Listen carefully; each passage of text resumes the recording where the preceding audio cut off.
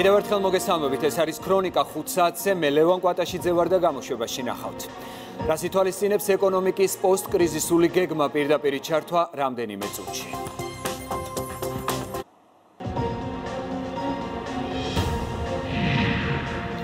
რა შეღავათებით ისარგებლებენ ტურიზმის სექტორში დასაქმებულები.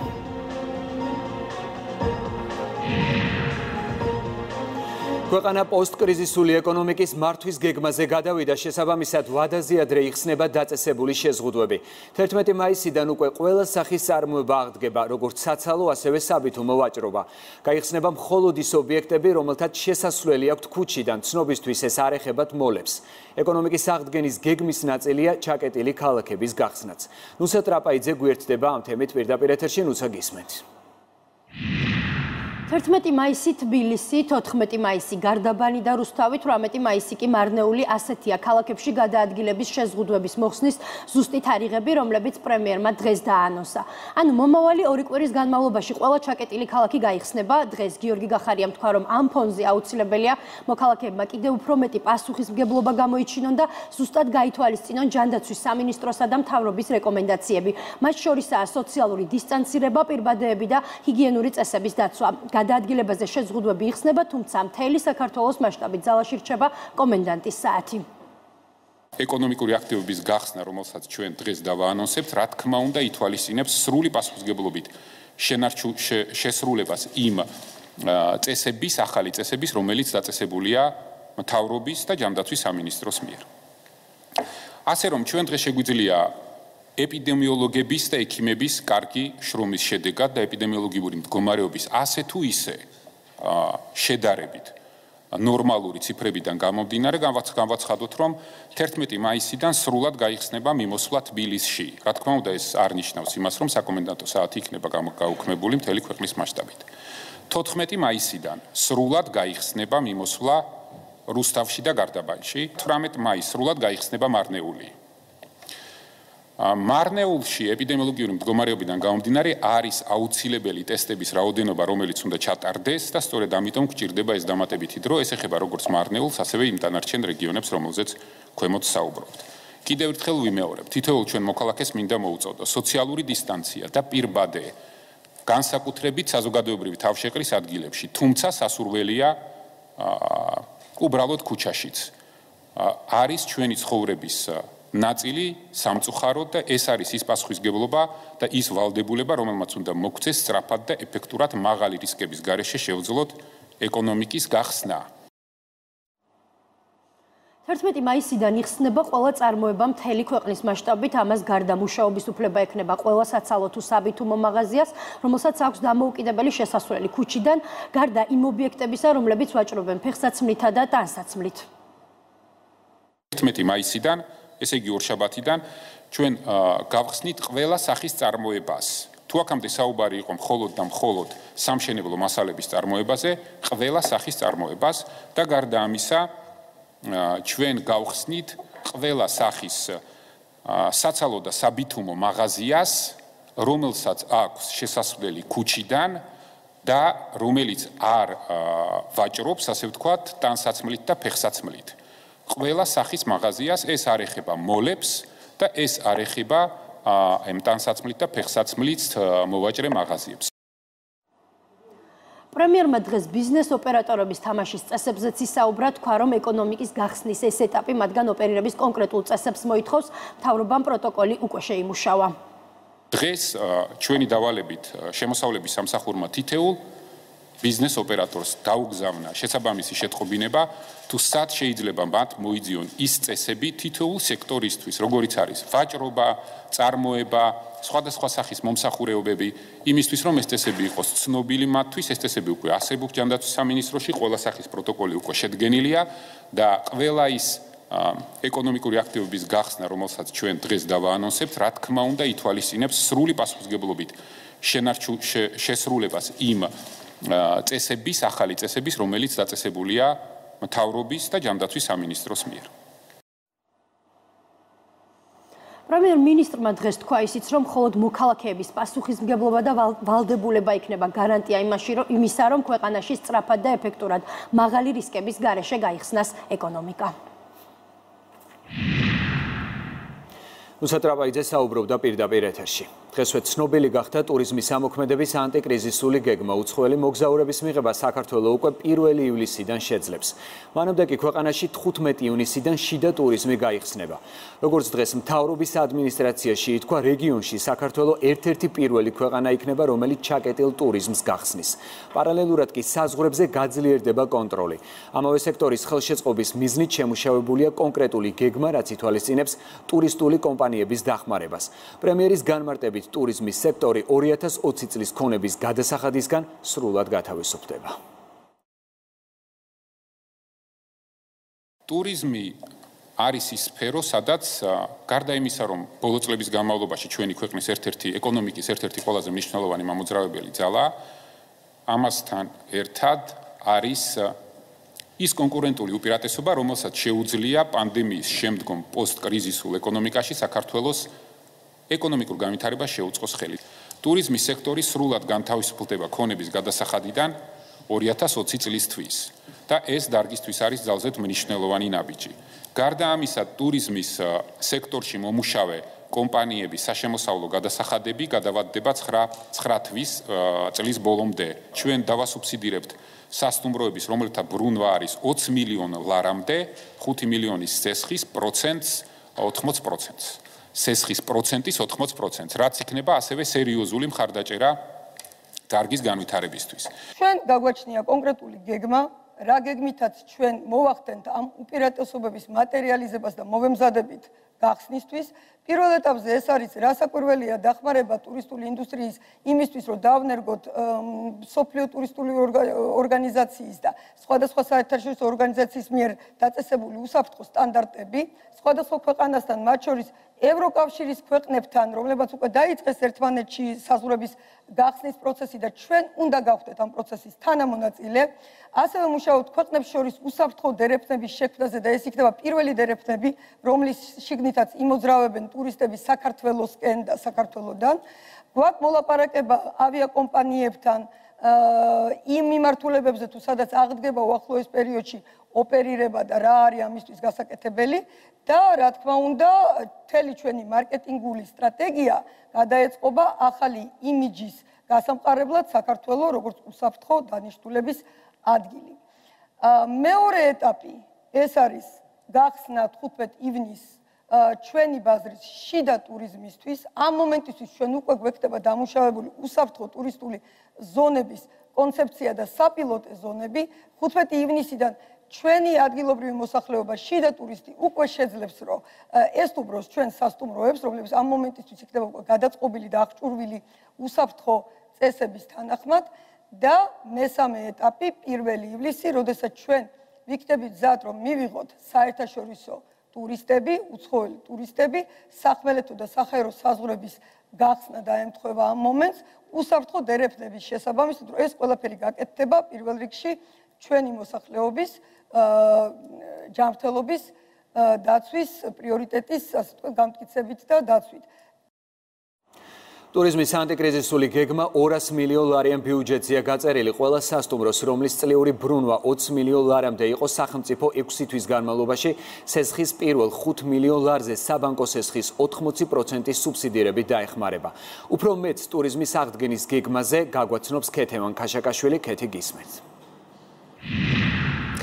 ტურიზმის გახსნის ანტიკრიზისული გეგმის პრეზენტაციის შემდეგ მთავრობის ადმინისტრაციაში გაკეთდა დამატებითი განმარტებები. ეკონომიკის მინისტრმა საკმაოდ ვრცლად ისაუბრა განსაკუთრებით საერთაშორისო ფრენებთან დაკავშირებით. მან თქვა, რომ მიმდინარეობს ინტენსიური მოლაპარაკებები ევროკავშირის რიგ ქვეყნებთან, ასევე კონკრეტულ ავიაკომპანიებთან და ამის პარალელურად, როგორც ნათია თურნავამ დღეს ბრიფინგზე განმარტა, ყველაფერი კეთდება იმისთვის, რომ აეროპორტებში უსაფრთხოების ნორმები იყოს მაქსიმალურად დაცული და უზრუნველყოფილი იყოს ეგრეთ წოდებული უსაფრთხო კორიდორები.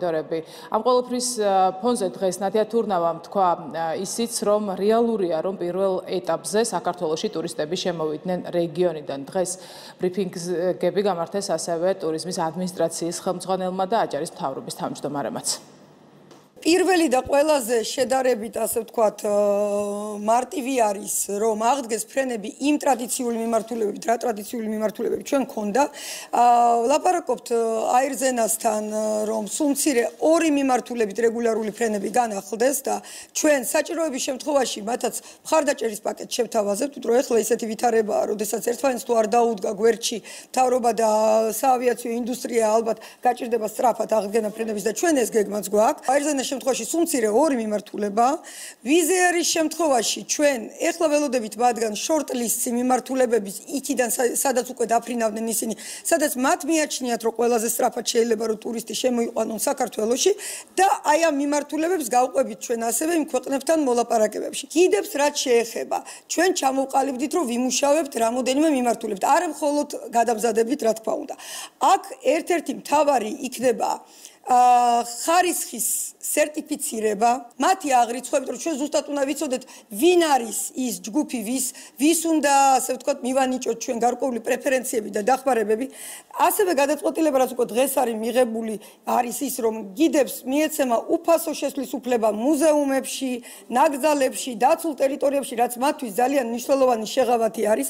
ასევე იმ პერიოდში, ვიდრე არ აღდგება ტურისტული აქტივობა ძველი მასშტაბით და ჯერ კიდე იქნება პრობლემა გიდების დასაქმების. ჩვენ ყველაფერს გავაკეთებთ იმისთვის, რომ მათთვის ალტერნატიული დასაქმების შესაძლებლობა შევხვდათ. მომავალი ტურისტი იქნება განსაკუთრებით აქცენტირებული ამ უსაფრთხოების ნორმებზე, შესაბამისად ვთანხმდებით, რომ ეს არის ერთ-ერთი ყველაზე ღირებული კონკურენტუნარიანი პოზიცია ტურიზმის ნაწილში, მეორეს რაც ასევე გვაჩქარებს ვადებში და ამიტომაც ჩვენ მზად ვიქნებით 15 ივნისიდან და 1 ივლისიდან. მეორე კონკურენტუნარიანი ჩვენი პოზიცია არის ის, რომ საქართველოს უკვე აქვს საერთაშორისოდ აღიარებული ძალიან წარმატებული ვირუსთან წინააღმდეგ ბრძოლის პროექტი, რომელიც ასევე ჩვენ ყველა ერთად ვკითხულობთ საერთაშორისო მედიაში ამის აღიარებას, რომელიც რა თქმა უნდა რომ ეხმარება ტურიზმის ინდუსტრიას. საგანგებო ბიუჯეტის ნაწილში თქვენ იცით, რომ დაახლოებით 7 მილიონ ლარზე მეტს ვხარჯავთ უკვე საკარანტინო სივრცეებისთვის, თუმცა იმ ახალი გეგმის შესაბამისად, რომელიც ითვალისწინებს ტურიზმის ხელშეწყობას, რა თქმა უნდა, ავტონომიის ბიუჯეტის ნაწილშიც იქნება შესაბამისი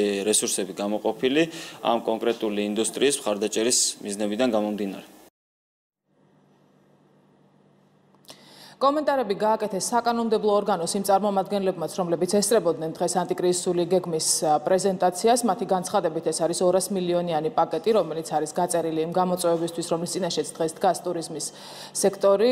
გარდა ამისა, მათ თქვეს, რომ ის შეღავათები, რომელზეც არის საუბარი, გეგმაში მნიშვნელოვნად შეუწყობს ქვეყანას ხელს იმაში, რომ ჩაერთოს გლობალურ კონკურენციაში. უნიშნელოვანი ადგილი უკავია საქართველოს ეკონომიკაში. შარშან ჩვენ 9 მილიონზე მეტი ტურისტი მივიღეთ, ხოლო 3 მილიარდ დოლარზე მეტი როგორც შემოსავალი. ასევე მთლიანში და პროდუქტში 10%-ზე მეტი უკავია. აქედან გამომდინარე, ძალიან მნიშვნელოვანია, რომ ტურიზმის სწრაფი აღდგენა მოხდეს. არის პროგრამაში მთელი რიგი პუნქტები იმისა, რომელიც ითვალისწინებს დამატებით შეღავათებს, გარდა იმ ნაწილებისა, რომელიც ადრე იქნა ანტიკრიზისულ პროგრამაში წარმოდგენილი და ეს დამატებითი შეღავათები, როგორც მოგეხსენებათ, არის როგორც ქონების, ასევე საშემოსავლო გადასახადების გადავადებაზე. იყო ძალიან საინტერესო პრეზენტაცია დღეს წარმოდგენილი, რომელიც არის 200 მილიონიანი პაკეტი ტურიზმის სექტორში. ტურიზმი არის საქართველოსთვის ერთ-ერთი სტრატეგიული მიმართულება და აგრეთვე მინდა აღვნიშნო, რომ დღევანდელი პრეზენტაცია გამოსახავს მკვეთრად, რამდენად მზად არის ქვეყანა, რომ მაქსიმალურად სწრაფად მოიპოვოს კონკურენტული უპირატესობა როგორც რეგიონში, ასევე აღმოსავლეთ ევროპაში და მზად შეხვდეს იმ გამოწვევას, რაც არის ტურიზმის სექტორისთვის. პაკეტი, რომელიც წარმოდგენილი არის მთავრობის მიერ, ფაქტობრივად სრულად ფარავს ყველა მონაწილეს, ყველა ამ სექტორში მონაწილე ადამიანს და ფაქტობრივად ეს უკარი უკვე მესამე ფაზა ტურიზმის სექტორის დასახმარებლად. ტურიზმის ამოქმედება იგეგმება 3 ეტაპად. დღეს პრემიერ-მინისტრმა თქვა, რომ შიდა ტურიზმი ქვეყანაში ამოქმედება 15 ივნისიდან, 1 ივლისიდან კი უკვე საერთაშორისო ტურიზმი ამოქმედება. ქეთევან ქაშაკაშვილი საუბრობდა მთავრობის ადმინისტრაციიდან. საქართველოს მიერ ადრეულ ეტაპზე დაწესებულ შეზღუდვებს დადებითი შეფასება მოჰყვა მსოფლიოს ჯანდაცვის ორგანიზაციის მხრიდან. ევროპის წარმომადგენლობა 2 საათის განმავლობაში მიმოიხილავდა სხვადასხვა ქვეყნებში არსებულ ეპიდვითარებას. ამ მხრივ აღინიშნა, რომ ინფიცირებულთა დაბალი მაჩვენებელი, რომელიც ჩვენს ქვეყანას აქვს, სწორედ დაგეგმილი სტრატეგიის შედეგია. სპეციალისტებმა ძირითადი აქცენტი შეზღუდვების მოხსნის საკითხზე გააკეთეს. მსოფლიო ჯანდაცვის ორგანიზაცია პანდემიის პროცესში ქვეყნებს დამატებითი რეკომენდაციებით მიმართავს. სპეციალისტები მოუწოდებენ სახელმწიფოებს კორონავირუსის გამო დაწესებული შეზღუდვები ეტაპობრივად მოხსნან იმისათვის, რომ COVID-19-ის მეორე ტალღის წინაშე არ აღმოჩნდნენ. ძალიან პოზიტიურ ნიშნებს ვხედავთ იმ ქვეყნებში, რომლებმაც ადრეულ ეტაპზე მიიღეს ზომები. მათ შორის არის საქართველო, სადაც ევროპის სხვა ქვეყნებთან შედარებით ინფიცირების ნაკლები შემთხვევებია დაფიქსირებული. შეზღუდვების მოხსნა უნდა მოხდეს ეტაპობრივად და უკიდურესი სიფრთხილით. თითოეული შეზღუდვის მოხსნის შემდეგ აუცილებელია დაკვირვება გარკვეული პერიოდის განმავლობაში და ახალი შემთხვევების რაოდენობის მონიტორინგი. გარდამავალი პროცესი უნდა იყოს მოქნილი, რათა საჭიროების შემთხვევაში ქვეყანა იყოს მზად და შეძლოს შეზღუდვების ხელახლა დაწესება. ახალი ტალღის რისკი არსებობს, როდის და როგორ და რა მასშტაბით არის მოსალოდნელი ხელახალი ტალღა, ეს დამოკიდებულია ინდივიდუალურად ქვეყნებზე, საზოგადოებასა და გარემოებებზე. მოუწოდებთ ქვეყნებს მიიღონ მონაწილეობა სოლიდარობის კლინიკურ ცდებში, რომელიც COVID-19-ის მკურნალობის 4 სხვადასხვა პროტოკოლის კვლევას ითვალისწინებს. მართალია საქართველოს მსოფლიოში და ევროპაშიც ინფიცირების დაბალი მაჩვენებელი აქვს, თუმცა იგი მონაწილეობს ამ ცდებში, რადგან მასში ნებისმიერ მსურველს შეეძლო მონაწილეობის მიღება. ცდებში მონაწილე თითოეული პაციენტის მონაცემები შეგროვდება და შეფასდება. ვაქცინის შექმნის პროცესში 10-ობით საერთაშორისო ინსტიტუტი და მთავრობები არიან ჩართულნი. ამ ეტაპზე 6 თუ 7 ვაქცინაა კლინიკური ცდების ადრეულ ეტაპზე. ეს პოზიტიურია, თუმცა რეალისტურად უნდა მივუდგეთ საკითხს და გვახსოვდეს, რომ ვაქცინის შემუშავებას დიდი დრო სჭირდება. 32 ქვეყანა გეგმავს შეზღუდვის გარკვეული ნაწილის შემსუბუქებას, თუმცა ვითარება კვლავ არამყარია და შესაძლოა სწრაფად შეიცვალოს უარესობისკენ. თუკი საბაზისო ზომები არ შენარჩუნდება და გარდამავალი პროცესი სიფრთხილით არ დაიგეგმება. ის რომ მოსახლეობა კარანტინში მოვათავსეთ არ ნიშნავს, რომ ვირუსი სადმე გაქრა. ამიტომ შეზღუდვების მოხსნა უნდა მოხდეს ეტაპობრივად და მაქსიმალური სიფრთხილით მონაცემებზე დაყრდნობით. ახლა ზეიმის დრო არ არის, არამედ მომზადების დროა. მინდა მივესალმო იმ ქვეყნის მთავრობების სიმამაცეს, რომელთაც 9 მაისისთვის დაგეგმილი ღონისძიებები გადადეს ან შეცვალეს და საზოგადოების ჯანმრთელობა წინ დააყენეს. განათლების მინისტრმა კორპორაცია Microsoft-ის მიერ ორგანიზებულ ვირტუალური განათლების ტრანსფორმაციის პირველ სამიტში მიიღო მონაწილეობა. მიხეილ ჩხენკელმა COVID-19-ის პანდემიის ფონზე საქართველოს განათლების სისტემის წინაშე არსებული გამოწვევები და მათი გადაჭრის გზებზე გაამახვილა ყურადღება. სამიტის მთავარ მიზანს პანდემიის პირობებში დისტანციური სწავლების ხელშესაწყობად გატარებულ ღონისძიებებზე მსჯელობა წარმოადგენდა.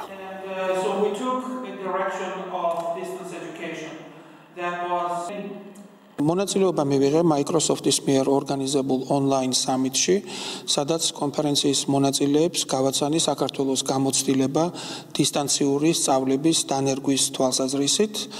ჩვენ დეტალურად ვისაუბრეთ ონლაინ სწავლებაზე, ასევე ტელესკოლის უნიკალურ პროექტზე და ჩვენმა ღონისძიებებმა ძალიან მაღალი შეფასება დაიმსახურა როგორც Microsoft-ის მხრიდან, ასევე OECD-ის განათლების დირექტორატის ხელმძღვანელის მხრიდან, რომელმაც აღნიშნა, რომ საქართველო და ფინეთი არიან ლიდერი ქვეყნები დისტანციური სწავლების დანერგვის თვალსაზრისით. ამერიკის სახელმწიფო მდივნის მოადგილის თანაშემწე ევროპისა და ევრაზიის საკითხებში ჯორჯ კენტი რუსეთს საქართველოში ლუგარის ლაბორატორიასთან დაკავშირებით დეზინფორმაციის გავრცელებაში ადანაშაულებს. მისი თქმით, მოსკოვის განცხადებები იმის თაობაზე თითქოს ლაბორატორია დაავადებებთან ბრძოლის ნაცვლად დაავადებებს ქმნიდა აბსოლუტური სიცრუეა. კენტმა სინანული გამოთქვა იმის გამოც, რომ ჩინეთი რუსეთის მიერ წარმოებულ სიცრუის კამპანიას შეუერთდა. ვიდეოკონფერენციის ფორმატში სახელმწიფო მდივნის მოადგილემ რეგიონში არსებულ ვითარებაზე, რუსეთის მიერ საქართველოს ტერიტორიების ოკუპაციასა და ბორდერიზაციის უკანონო პროცესზეც ისაუბრა. სამწუხაროდ იმ პირობებშიც კი, როდესაც მთელი მსოფლიო ცდილობს საერთაშორისო თანამშრომლობას, რუსეთის ტრადიციული დეზინფორმაციული კამპანია ლუგარის ლაბორატორიების წინააღმდეგ არ შეჩერებულა. მეტიც, ის გრძელდება და ფართოვდება. ეს დეზინფორმაციული კამპანია უკვე ეხება სომხეთსა და უკრაინაში მდებარე ლაბორატორიებს. ჩვენ ვხედავთ, რომ რუსეთის პოლიტიკური მარიონეტები და კრემლის მიერ კონტროლირებადი მედია ამ ტყუილების გავრცელებას აგრძელებს. ასევე სამწუხაროა, რომ ჩინეთი იმეორებს რუსეთის ამ გზავნილებს და გააძლიერა რუსეთის დეზინფორმაციული კამპანია, რომელიც მიმართულია იმ ლაბორატორიების წინააღმდეგ, რომლებიც ეხმარებიან ამ ქვეყნებს COVID-19-თან გამკლავებაში. მორიგი პროვოკაციული და მიზანმიმართული შეტევა ლუგარის ლაბორატორიაზე ასიაფასებენ მმართველ გუნდში რუსეთის მხრიდან ბოლო პერიოდში ლაბორატორიის მისამართით გაკეთებულ განცხადებებს უმრავლესობაში განმარტავენ, რომ ეს ყალბი ახალი ამბების მორიგი ნაკადია კრემლიდან.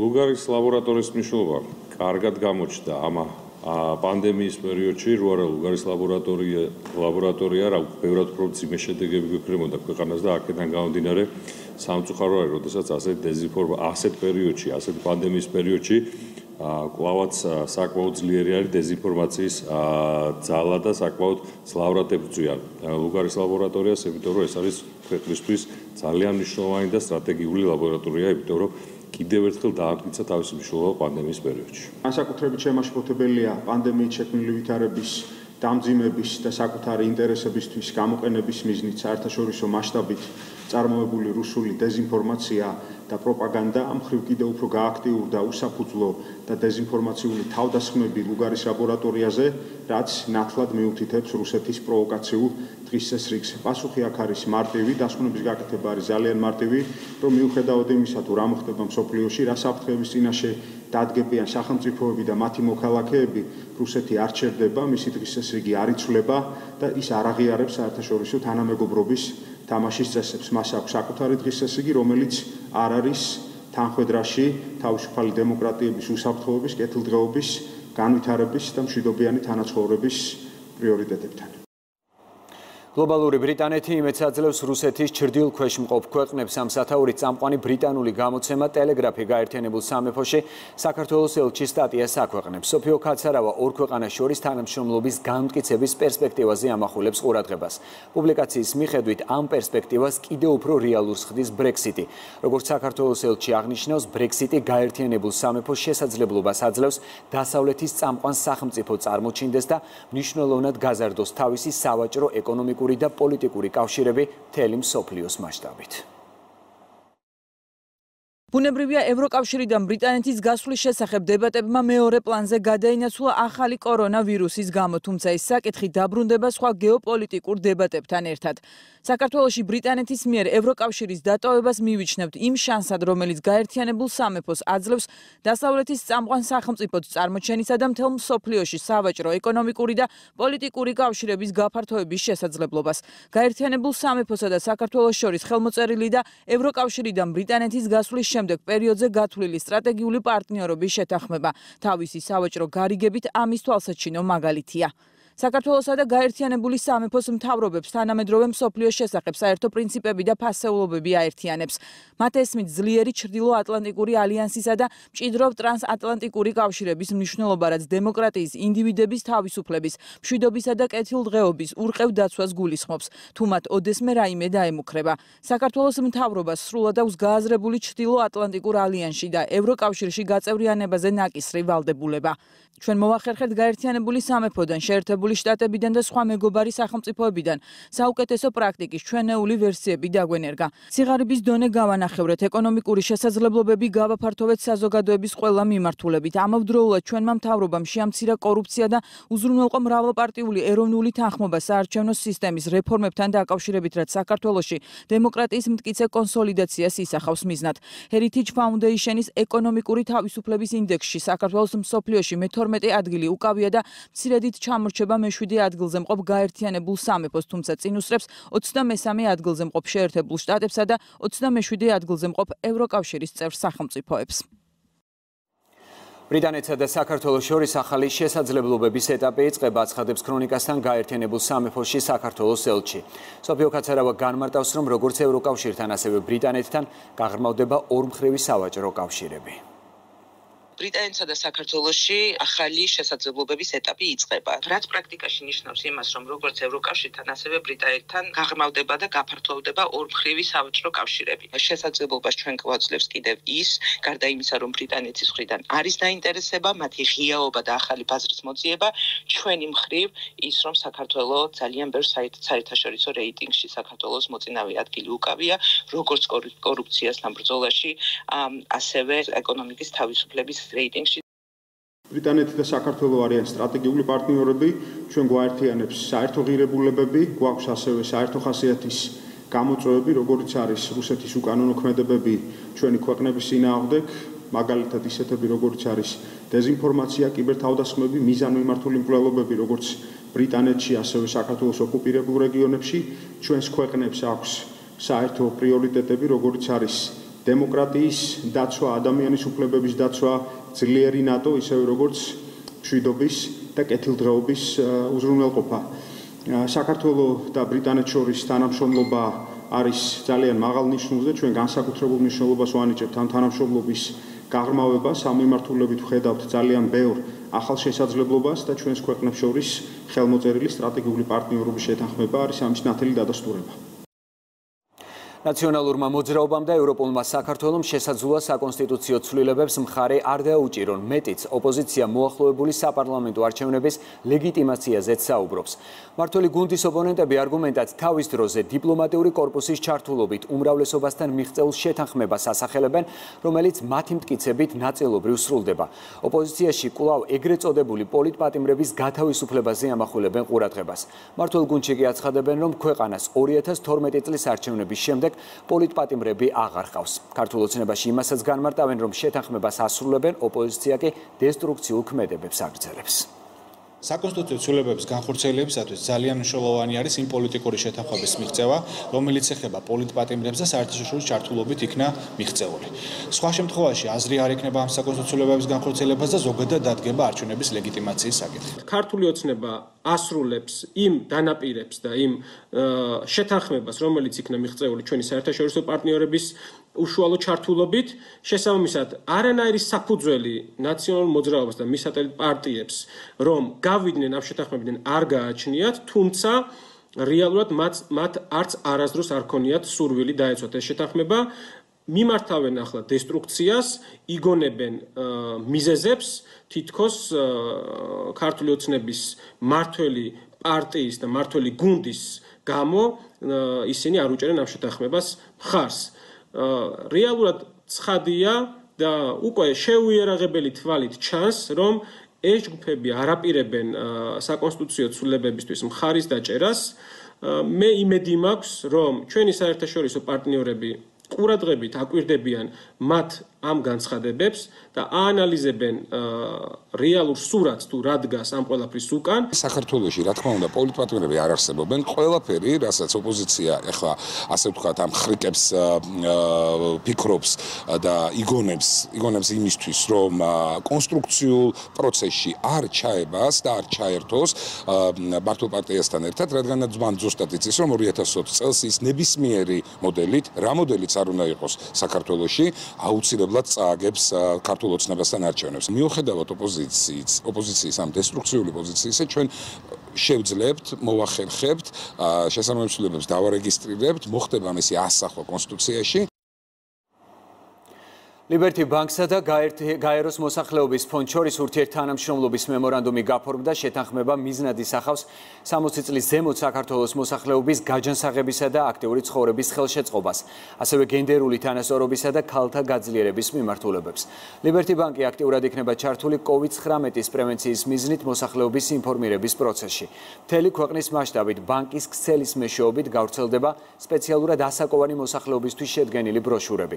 გაეროს მოსახლეობის ფონდი ლიბერტი ბანკთან ერთად ბანკის სოციალური პასუხისმგებლობის პროგრამის ლიბერტი გულით ფარგლებში განახორციელებს ფართომასშტაბიან სოციალურ კამპანიას. ლიბერტი ბანკმა გააფორმა ურთიერთთანამშრომლობის მემორანდუმი გაეროს მოსახლეობის ფონდთან, რომელიც ძალიან მნიშვნელოვანი კუთხით თანამშრომლობას გულისხმობს. საუბარია 60+ ჩვენი მოსახლეობის თანამოქალაქეების ხარდაჭერაზე. მოგეხსენებათ, ლიბერტი ბანკი თავის სამოქალაქო პასუხისმგებლობის პროგრამის ფარგლებში ბევრ აქტივობას ეწევა მიმართულებით, თუმცა ასეთი მნიშვნელოვან ორგანიზაციასთან თანამშრომლობა ფიქრობთ, ჩვენ დამატებით ახალ კარგ შესაძლებლობას მოგცემს, რომ ხარდაჭერა გამოუცხადოთ ჩვენ დამსახურებულ ხალხს. ლიბერტი ბანკთან პარტნიორობა ძალიან დიდი პოტენციალი აქვს. ხანდაზმულების ცხოვრების ხარისხის გაუმჯობესება, ჯანსაღი და აქტიური დაბერების ხელშეწყობა, ქალების და გოგონების გაძლიერება, გენდერული თანასწორობის ხელშეწყობა. ეს არის ძალიან მნიშვნელოვანი მიმართულებები ჩვენი ქვეყნის მდგრადი განვითარებისათვის და მე მჯერა, რომ ჩვენ ერთობლივი თანამშრომლობით კიდევ უფრო მეტს შევძლებთ.